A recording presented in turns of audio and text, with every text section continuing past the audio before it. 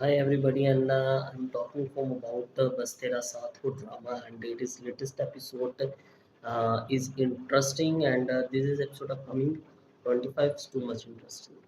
तो ये जो 3 एपिसोड्स ये तो मैंने इंजॉय की, वाज बेस्ट एपिसोड्स थी, एंड डेफिनेटली ड्रामा शुरू से काफ़ी इंटरेस्टिंग है, एंड अब कहानी जो है मज़ीद इंटरेस्टिंग हो जाएगी और ड्रामा जो है अपने क्लाइमेक्स को क्रॉस करता हुआ अपनी एंडिंग की तरफ जो है वो रवान दवा है। And once again about Sana Javed and Farhan Saeed, जो कि इस ड्रामे के पीक हैं, और मतलब कि इनके बगैर शायद बस तेरा साथ हो मेनली अगर कास्ट कोई और हो भी सकती तो शायद इतना देखने में मज़ा नहीं आता जितना हमें जो है बड़ा इन दोनों ने जो है बड़ा अपने एक्सप्रेशन से अपनी एक्टिंग से हमें काफ़ी ज़्यादा डेफिनेटली इंजॉय करवाते हैं। अब मैंने लेटेस्ट एपिसोड देखी। मैं इंतज़ार कर रहा था अनस के बोलने का, मतलब कि अनस कब बोलेगा। कॉरिडोर के अंदर एक सीन होता है जहाँ पर शहरीन खड़ी होती है अपनी माँ के साथ, और वो आती है कि भाई किसी खबीस ने किया अपनी खबासत और अपनी आखिरत ख़राब करने के लिए उसने ये सब कुछ किया। एंड उस वीडियो में कितनी सच्चाई है ये आप सब भी जानते हैं। मतलब कि शयान की गलती होने के बावजूद भी शयान की माँ को पता भी है ये सारी गलती अपने बेटे की है। चलें ठीक है, अगर उसने अपने दादा जान की कसम की वजह से अगर वो रुक गया तो किसी का फ़ायदा उठाने के लिए आप लोग मतलब क्या कहते हैं, किसी की आखिरी हद को क्रॉस या लिमिट को क्रॉस करने की जो होती है ना, वो सबसे बड़ी जो है गलती होती है। एंड शयान जो है अपना एक कोने में अलग से खड़ा हो, एक एक कुर्ता, वेल मैनर्ड कुर्ता पहनकर वो कह रहा है कि भाई ये वो सब चौधरी बने फिर रहे हैं घर के अंदर, वो आके बैठ गया चौधरी बन के। और वो मुझे जब देखता है ना तो वो मुझे उसकी नज़रों से बड़ी अजीब सी नज़र आती है। एंड डेफिनेटली वो शयान एक ऐसा कैरेक्टर है, आप इसको कह लेंगे मम्मी डैडी बच्चा, ऑलवेज मम्मी डैडी बच्चा, जिसको घर के अंदर सिर्फ ये नेगेटिविटी रहकर सिखाई गई है। I have a lot of Shayan in the हमारे माशरे में बहुत से और भी शयान है, सिर्फ एक शयान नहीं है, और भी शयान मौजूद है हमारे माशरे में अगर देखा जाए तो। आई थिंक वो उनके लिए बेहतर एग्जाम्पल है अगर आप इससे सीख सकते हैं तो, क्योंकि उन माँ बाप के लाड प्यार ने इट इज़ माँ बाप को चाहिए खाल भाई, आपने सिर्फ उनको प्यार नहीं देना, बल्कि आपने उनको ये भी चीज़ टीच करवानी है कि भाई आपने किस तरह हर चीज़ को हर सिचुएशन के हिसाब से चलना है, किनके साथ क्या आपने रवैया रखना है, आपके क्या होना चाहिए, बिहेवियर क्या होना चाहिए, टॉप ऑफ बिहेवियर क्या होना चाहिए, क्योंकि शान जैसे बंदे को बिल्कुल भी उन्होंने नहीं सिखाई। अब जब वो उसका बाप उसका बाजू पकड़ता है तो वो कहता है ना कि देखिए मम्मा किस तरह मेरा बाजू में ज़बरदस्ती मेरे पे जुल्म कर रहे हैं, मतलब कि उसको ये लग रहा है कि उस पर जुल्म हो रहा है।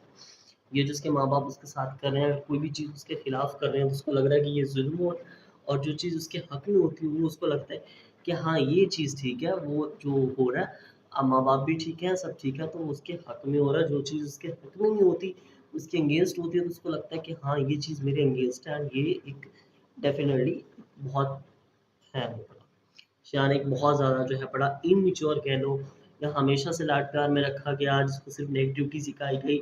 अब शरीन के साथ क्या हुआ, ये बड़ा इंटरेस्टिंग सवाल है। बेचारी शरीन जो इसको अपना आइडियल मान बैठी थी, उस आइडियल ने शरीन के साथ क्या किया। Such is big interesting thing is this upcoming episode 25, जहाँ पर हमें ये दिखाएंगे कि भाई जब वो वीडियो शयान सबको भेजता है, सब देखते हैं उस वीडियो को, तो उसका डायरेक्टली इम्पैक्ट जो है पड़ा वो शरीन की ज़िंदगी में पहुँचता है। शरीन का जो मंगेतर है, उसका जो आइडियल है फ़हम, वो मंगनी तोड़ देगा भाई। वो कहेगा कि भाई मुझे ऐसे ख़ानदान के अंदर शादी ही नहीं करनी, मुझे कोई लेना देना ही नहीं इस ख़ानदान से, इतनी बड़ी जो बात छुपाई। और जब अनस कॉन्फिडेंटली जाता है, उसके सबको सवालों के जवाब देता है, अंकल आपके पास कोई 7-8 लाख का, मुझे तो 7-8 का लग ही नहीं रहा था, मैक्सिमम होगा कोई 70-80 हज़ार का जो मोबाइल था। तो इस 70-80 मोबाइल के हज़ार 70-80 हज़ार के जो मोबाइल है इसके अंदर और भी बहुत सी चीज़ें हो सकती हैं। मैं आपको देता हूँ, मैं आपकी वीडियो बना देता हूँ, ऐसी वीडियो जिसको आप देख भी नहीं सकते, देखेंगे तो शायद आप आईने के अंदर अपनी नज़रें भी नहीं मिला सकेंगे। एक तो बड़ा इंटरेस्टिंग सवाल ये भी बनता है कि वो लोग जो ऐसी वीडियोज़ बनाते हैं बड़े मज़े से और उनको पोस्ट भी करते हैं, उसके बावजूद भी पार्टियाँ करते हैं। लेकिन खैर वो उनकी अपनी हॉबी है, उनका एक अपना ही एक अर्न ऑफ सोर्स। हम जिस माशरे में रहते हैं वहाँ पर एक छोटी सी चीज़ को भी बहुत हद तक टटोला जाता है। एंड दिस एआई वीडियो को लेकर भी, एंड जो लोगों को नहीं पता कि भाई ये एआई वीडियो क्या है, अब मैक्सिमम जेनज़ीज़ लगा दो इंक्लूडेड, या जेनज़ी से जो हम पहले की जनरेशन है उनको भी पता चल चुका है कि this is the AI. And definitely लोगों को पता चल चुका है कि अब ये किया जा सकता है, हो सकता है। एंड फिर वो जब कॉन्फिडेंटली सालों के बाद होता है, तो हम की फैमिली पढ़ी लिखी फैमिली थी।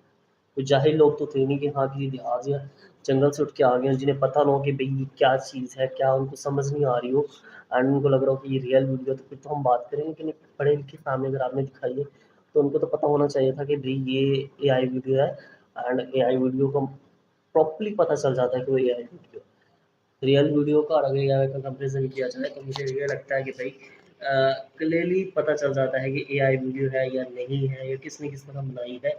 तो ये सारी चीज़ें जो मेंशन होती हैं, शहीन के साथ सबसे बुरा हो, जो कि मैं चाहता भी था इसके मुंह पे जो है वो लगे, इसको पता चले कि भाई जो है बड़ा वो अनस जैसा बंदे को टकराने का अंजाम क्या होता है। इनका जो आसमान होता है ना साथ, आसमान पे जिसको आइडियल मान के फिर रही थी कि ये मेरा आइडियल है, उसी आइडियल में इसकी चापलूसी खत्म।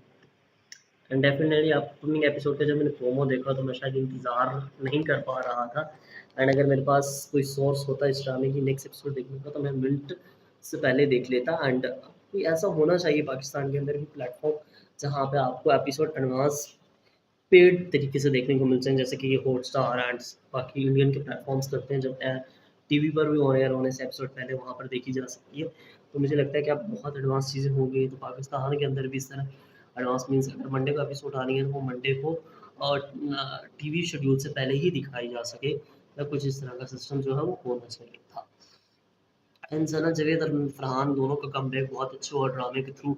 एंड सबसे अफसोसनाक वाली बात जो मुझे बहुत अफ़सोस हो रहा है कि इस ड्रामे की जो राइटर थी सारा रज़ा, वो शायद इस दुनिया में नहीं रही। ये सुन के मुझे अफ़सोस भी हुआ। और उन्होंने जिस तरह इस ड्रामे को मैं कहता हूँ कि रेडी करके भेजा है ना, मतलब कि हमसफ़र की जितनी भी मुझे था ना कि हमसफ़र का एग्रेशन मेरा जितना भी था, जितना भी मुझे हमसफ़र पे चढ़ी थी एट द लास्ट एपिसोड के अंदर, वो सारी उतर गई। और इस ड्रामे को मतलब कि बहुत ज़्यादा जो है ना हार्ड वर्क के साथ एक चीज़ को सेटलाइज़ करके लिखा गया है।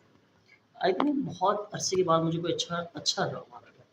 मैं सिर्फ ये इसलिए नहीं कह रहा कि इस ड्रामे की मुझे लगा कि शायद कोई बहुत ज़्यादा ये लव स्टोरी था, मतलब कि बहुत लॉट्स ऑफ प्रॉब्लम्स को एक लड़की की जो कहानी है ना उसको एक बहुत ही प्रॉपर तरीके से एक्सप्लेन किया गया था। अब वो जिस तरह अपनी बीवी के लिए स्टैंड लेता है और वो बोलता है, वो कह रहा है कि ताई अम्मा चली गई, ताई अम्मा आ गई। तो ये जो शरीफाना अंदाज होता है ना, ये जो ख़त्म हो रहा है अनस का, जो कि मुझे स्पेशली बहुत अच्छा लगा। एंड आज का रिव्यू भी आपको अच्छा ही लगा होगा। एंड डेफिनेटली इस तरह के मज़ीद रिव्यूज़ के लिए आपको कुछ भी नहीं करना, सिर्फ़ और सिर्फ़ मेरा यूट्यूब चैनल जिसका नाम है जी दी रिव्यू कामी को सब्सक्राइब करना है। और आपको मैं मिलता रहूँगा इस तरह के मज़ीद और ऐसे रिव्यूज़ के लिए जो कि मुझे पसंद है, मैं रिव्यूज़ देता रहूँगा। और मिलता हूँ आपको अपनी नेक्स्ट वीडियो के अंदर। शुक्रिया, अल्लाह हाफ़िज़। इस तरह की मज़ीद वीडियोज़ के लिए मेरे यूट्यूब चैनल को सब्सक्राइब कीजिए। शुक्रिया।